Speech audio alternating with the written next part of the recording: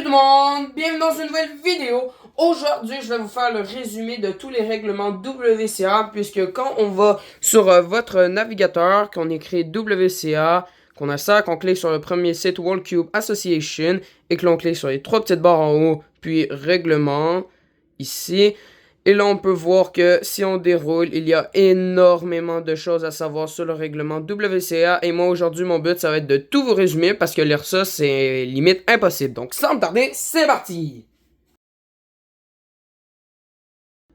Donc, le résumé sera un petit peu détaillé, mais beaucoup plus simple que le règlement officiel. Évidemment, il y aura beaucoup plus d'informations si vous allez sur le site vraiment avec les vrais règlements. Donc, on va commencer par les bases d'une compétition WCA. Donc, une compétition WCA est un événement officiel où les résultats peuvent devenir des records nationaux, continentaux ou mondiaux. Donc, mondiaux, on parle genre comme le record de Rubik's Cube 3x3 de Théodore Zajder pour l'instant, qui est donc à 2 secondes 76.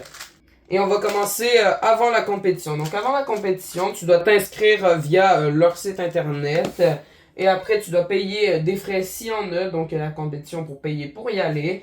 Habituellement, tu dois toujours arriver avant tes épreuves au Rubik's Cube et tu peux aussi t'échauffer avec ton groupe si tu en as un. Donc en fait, c'est juste des personnes que tu rencontres, puis là, tu t'entraînes au Rubik's Cube parce que c'est beaucoup mieux recommandé s'entraîner au Rubik's Cube avant de direct faire ces épreuves. Pendant la compétition, tu attends que ton groupe soit appelé, tu vas chercher ton cube dans la zone d'attente, un juge va t'appeler, tu fais ton solde, donc ta résolution, le juge va écrire ton résultat et des pénalités si tu en as. Tu vérifies le temps qui a signé la pénalité, puis si tu es d'accord avec lui, tu signes. Maintenant, on va passer aux 17 épreuves officielles de Rubik's Cube. Donc, on n'est pas encore en 2027, mais en 2027, l'événement Clock, l'épreuve Clock sera remplacée par FTO. Donc, pour l'instant, en 2026, il y a toujours le 2x2, 3x3, 4x4, 5x5, 6x6, 7x7. Le 3x3 à une main, donc le one-handed OH. Il y a le 3x3 blindfolded, donc en fait c'est à l'aveugle, donc sans regarder le cube. Et le 3x3 Fewest Move, donc en fait ça va être faire une résolution optimisée avec le Rubik's Cube. Il va avoir le multi-blind, donc ça va être résoudre plusieurs Rubik's Cube 3x3 à l'aveugle. Donc ça c'est quand même super difficile. Il y a aussi le 4x4 et le 5x5 blindfolded, donc toujours à l'aveugle les deux. Il y a le Clock, donc qui va être prochainement remplacé par le FTO, le Megaminx, Pyraminx, Cube et Square One. Les formats dans lesquels on va enregistrer votre temps, ça va être Best of 1 à 3 selon ce qui est pris, mais la plupart du temps, ça va être Average of 5, donc la moyenne des 5 en enlevant le meilleur et le pire temps. Mean of 3, donc ça va être, on garde les 3 temps, donc tu fais 3 résolutions, puis faut que tu essaies de faire une bonne moyenne. Avant chaque solve, le juge vérifiera ton cube, mais il mettra le cache dessus, donc en fait, il va cacher le cube avec un genre de truc, un cache, ça s'appelle. Il va lancer le chronomètre d'inspection quand tu vas lui faire un petit signe ou tu vas lui dire OK. Donc là, ben, cette fois, il va enlever le cache, puis là, tu auras 15 secondes pour inspecter le cube. Et pendant ces 15 secondes, tu pourras regarder le cube, le tourner dans tes mains, faire donc des rotations qui seront X, Y et Z, mais tu n'as absolument pas le droit de faire des mouvements. Donc là, si j'analyse et que là j'arrive, je fais ça, même sans faire exprès, il sera directement do not finish, donc DNF, donc disqualifié en fait. Allez, quand tu seras rendu à 8 secondes d'inspection, le juge va te dire que tu es rendu en fait à 8 secondes d'inspection selon dans la langue de la compétition que tu es. À 12 secondes, il va te l'annoncer aussi que tu es à 12 secondes. Et à 15 secondes, techniquement, la plupart du temps, il faut que tu sois rendu les mains sur ton chronomètre puis starter. Si tu as dépassé les 15 secondes, mais que tu es en dessous de 17 secondes, tu auras seulement plus 2. Donc, à la fin de ta résolution, lorsque tu auras fini, ben, ils vont rajouter 2 secondes à ton temps final. Donc, ça fait... En vrai, des fois, ça peut ne pas vraiment jouer, comme si tu fais du 4x4 blind. En vrai, ça doit aller, en vrai. Mais, par exemple, si tu fais du 2x2, là, ça peut faire super mal. Et si tu dépasses les 17 secondes, ben là, on va complètement disqualifier ton truc. Donc, tu seras do not finish. Donc, tu n'auras même pas commencé ta résolution. Et tu seras disqualifié puisque tu as fait 17 secondes et plus d'inspection. Quand tu vas commencer ta résolution, tu vas poser tes deux mains sur le chronomètre qui va ressembler à ceci en temps normal. Et avant que tu lèves tes mains du chronomètre, là on peut voir qu'il y a un petit truc qui clignote vert. Ça veut dire que le temps est starté. Mais il faut quand même garder ses mains assez longtemps puisqu'on voit qu'il y a un petit point rouge. Donc c'est ici rouge. Donc si tu arrives, puis là tu fais direct hop, ben là que le temps n'est pas starté. Puisque là, on peut voir qu'il clignote pas, donc ça veut dire là, tu as été trop vite. Mais que tu n'as pas encore tourné un seul mouvement sur ton Rubik's Cube, tu as le droit de restarter la procédure, mais si tu as résolu et après tu as fini, il me semble que là, tu peux peut-être le refaire selon la compétition, je crois. Donc tu poses tes mains dessus, tu vas les lever, puis là, il faudra que tu tournes le cube et que tu fasses un peu tout pour le résoudre. Puis quand là, tu vas remettre tes mains, le temps va s'afficher. Il faut que tu... Et excusez-moi, là, c'était pas pendant le solve, c'est juste seulement commencer le solve, comment le commencer, donc avec le chronomètre. Maintenant, vraiment pour de vrai, pendant le solve, tu peux tourner aussi vite que tu peux, faire des regrips, donc en fait, bouger vraiment tes mains comme tu veux sur le cube.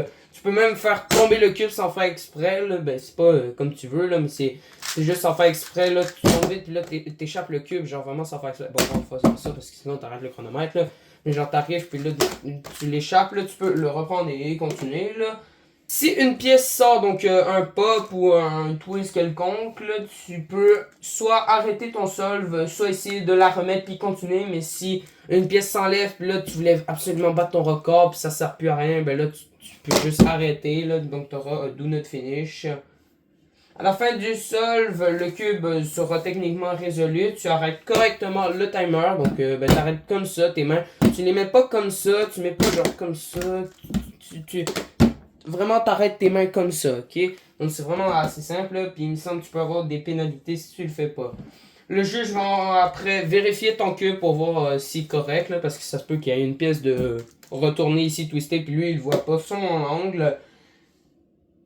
Quand ton cube est considéré comme résolu, toutes les faces doivent être correctement résolues et les centres doivent être orientés correctement si le puzzle possède des centres orientales comme le Megaming sous le Square One. Évidemment, les logos sont ignorés. Les pénalités que vous pouvez avoir, c'est soit aucun problème, donc en fait le temps enregistré est normalement, donc tu finis ton cube, t'arrêtes correctement, les inspections sont correctes, tout est normal en fait. Mais tu peux avoir des pénalités qui est donc plus 2 ou do not finish. Évidemment il y a do not start, mais ça c'est quand t'es même pas à ta compétition, donc ça n'a pas vraiment de sens on va dire. Mais ça existe quand même pour les gens qui viennent pas. Donc, pour avoir un plus 2, donc c'est pas son vœu là, mais si vous avez un plus 2, c'est soit parce que l'inspection a duré entre 15 et 17 secondes, ou une seule couche reste tournée qu'au plus 45 degrés. Donc, en fait, c'est comme si ici, votre cube, là, il est comme ceci, ok? Ou comme ça. Donc là, ben ça va seulement rajouter plus 2.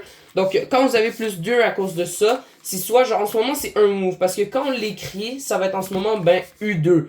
Donc là, ben, si on fait ça, hop, là, on va dire c'est un mouvement.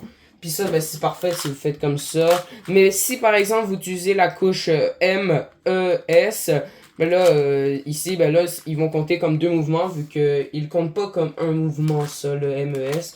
Donc, ben ici, ça va être 1 et 2. Donc là, ici, techniquement, on va le voir après, ça donne quoi? Il peut y avoir aussi certaines petites erreurs prévues par le règlement, donc qui peut donner des plus 2. Maintenant, pour l'autre cas, ce qui est do not finish, c'est parce que ton inspection a été au-delà de 17 secondes. Donc là, c'est quand même un peu casse-couille, surtout si t'as pas fait exprès. Ou sinon que ton puzzle n'est pas résolu. Donc en fait, c'est clairement quand je viens juste de l'expliquer. Lorsqu'il y a MES ou que carrément t'es arrivé, t'as cru que ton cube allait terminer alors qu'il te restait par exemple une parité au Rubik's Cube 4x4 et plus. Donc t'arrives ici, tu fais ça, oh merde, ben là ça fait deux mouvements donc il est do not finish. Évidemment la tricherie le compte comme do not finish parce que tricher ben c'est pas bien. Les mauvais puzzles évidemment, donc si ton 3x3 est genre comme ceci, ben là on va pas le compter. C'est vraiment bizarre, surtout s'il sera en dessous du cache puis là tu dois le résoudre, ça c'est vraiment bizarre. Les mouvements, évidemment, pendant l'inspection. Donc, tu regardes ton cube, puis là, oh, et merde, do not finish. Donc, ça, c'est vraiment dommage. Les cubes qui sont autorisés doivent être sûrs, donc approuvés. Ils doivent fonctionner normalement, ne pas être télécommandés, ne pas avoir d'aide électronique. Donc, les cubes Bluetooth qui se connectent avec un téléphone, eux, ne peuvent pas être dans les compétitions WCA. Tu peux évidemment, ce qu'on a le droit, lubrifier ton cube. Donc, mettre un petit truc qui peut le ralentir ou le rendre plus vite, donc selon le confort que tu veux. Tu peux changer les aimants qui sont à l'intérieur puisqu'il y a des cubes où est-ce que les coins dans les aimants dans les coins, ben, ils peuvent être changés. Donc ça, comme par exemple, je pense directement au Game 16. Vous pouvez modifier les couleurs si elles restent faciles à distinguer. Donc ton rouge peut être un petit peu plus pâle, mais si ça devient un rouge qui est un peu trop rose, là ils vont dire non, t'as pas le droit. Maintenant, on va passer à des épreuves qui sont un petit peu plus spécifiques. On va commencer par la résolution à une main. Et toutes les résolutions doivent être faites avec évidemment une seule main. Évidemment, tu n'as pas le droit de genre résoudre de ta gauche, puis là après tu changes, tu fais avec ta droite. Ça, c'est directement disqualifié.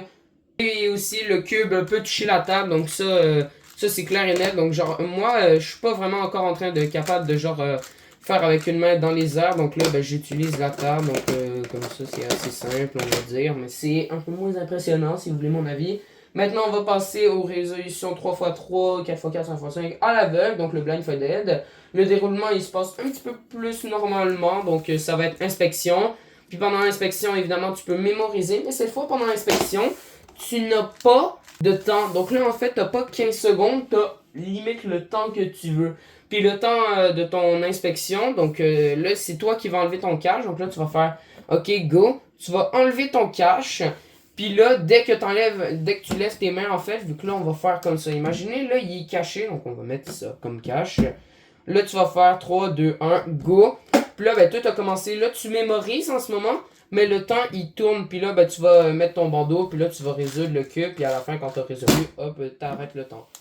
Évidemment, pour cacher ses yeux, tu vas pas tout simplement les fermer parce que là, tu peux tricher super facilement. Donc, tu vas avoir un bandeau sur les yeux que tu dois porter toi-même. Et donc, ça va faire que tu vas pas voir le cube quand tu le résous, ce qui est le but du blindfolded. Une fois le bandeau mis, tu ne peux plus regarder le cube. Le Fewest Move, qui est donc écrit FMC, tu as 1 heure, donc le but n'est pas d'aller vite, mais de résoudre avec le moins de mouvements possible. Seuls certains mouvements comptent. Donc évidemment, il me semble que là, c'est le MES, donc qui compte pas. Donc là, si t'es comme ça à la fin, puis là, t'es en mode, ok, là, faut que je fasse ça, mais t'as pas le droit de faire ça. Là, il faudra que tu fasses hop et hop. Donc ça compte pour 2 mouvements. Le multi-blind, donc résout plusieurs cubes à l'aveugle, donc seulement au 3x3 en WCA. Donc tu vas mémoriser plusieurs Rubik's Cube mélangés. Ensuite, tu les résous tout à l'aveugle, comme avec les mêmes règles qu'au blindfolded. Le classement dépend du nombre de cubes réussis et du temps. Donc si tu résous seulement 2 cubes en 1 heure, ben là ça va être beaucoup moins bien que celui qui résout 63 cubes sur 65 en 1 heure. Donc qui est le record du monde en ce moment. Les moyennes, ils peuvent être un petit peu différentes. Donc là, il y a Average of 5 puis Mean of 3. Donc, Mean of 3 a été rajouté il n'y a pas très longtemps. Donc, en fait, tu fais simplement 3 résolutions. Puis, on va faire une moyenne avec ce que tu as fait. Donc, Average of 5, c'est un peu la même chose. C'est ce qui a toujours été là. Mais en fait, on va enlever ton meilleur temps que tu as fait sur les 5 et on va enlever ton pire temps. Donc, ce qui devient un peu une moyenne de 5 mélanges en retirant ton meilleur et ton pire. Les types de records sont personnels, régional, national, continental et mondial. Mondial, c'est ce qui va toucher toute la Terre. Donc en ce moment, comme j'ai donné l'exemple, on va donner au 2x2. En ce moment, le record mondial, c'est 0.39. Continental, ça va être Amérique du Nord, Sud, Asie, Est, Europe. Voyons pas Est, là. Asie, Europe et ben, les continents, je pense que vous les connaissez. National, ça va être dans le pays. Régional, ben région. Puis personnel, ça va être écrit PB. Donc ton record personnel. Comme moi, 3x3, mon record personnel, c'est 6 secondes, point 13. Évidemment, les records doivent être réalisés dans une compétition WCA officielle. Comme en ce moment, si je vais à une compétition de Rubik's Cube, ce qui arrive dans pas très longtemps, ben, ils vont pas inscrire mon record de 6 secondes 13, puisque mon record de 6 secondes 13, je l'ai fait à la maison. Donc, en fait, il ne comptera pas sur ma fiche. Mais les PB comptent seulement aussi en compétition. Donc, si t'en bats un à la maison, évidemment, ils vont pas te l'inscrire dans ton temps en WCA. Les rôles à une compétition, il y en a 6. Donc, compétiteurs, ceux qui participent et qui résolvent les Rubik's Cube, donc comme un peu tout le monde. Les juges, ceux qui surveillent le solve et appliquer les pénalités, donc résolution et les +2 des notes finish. Ceux qui vont mélanger les cubes selon le scramble officiel, donc ceux qui vont mélanger les cubes. Le runner, donc celui qui transporte les cubes avec le papier et le cache dedans. Le délégué de la compétition, donc qui supervise la compétition et valide les résultats. Et s'il y a des questions et tout, il peut répondre et décider de ce qui va en venir. L'organisateur, évidemment, donc celui qui prépare tout l'événement. Donc de compétition en compétition, ça peut être des organisateurs différents. Les situations spéciales, si tu fais tomber ton cube, tu peux le ramasser et continuer. Si le cube explose, tu peux mettre les pièces, c'est rapide et sans avantage. Évidemment, quand on parle d'exploser, on parle pas de quelque chose d'autre. Là, on parle seulement que quand les pièces du cube, ils peuvent être retirées. Donc là, ben, s'il y a une pièce qui s'en va du cube pendant que je résous, je peux soit la remettre, soit arrêter mon temps. Évidemment, si ça arrête le temps, il sera do not finish. Mais je peux le remettre selon le temps, mais évidemment sans avantage, sans petits outils à part. C'est la même chose que s'il y a plusieurs pièces qui sortent. Si le timer tombe en panne, le délégué décide de la suite. Donc celui qui s'occupe, qui supervise la compétition et valide les résultats.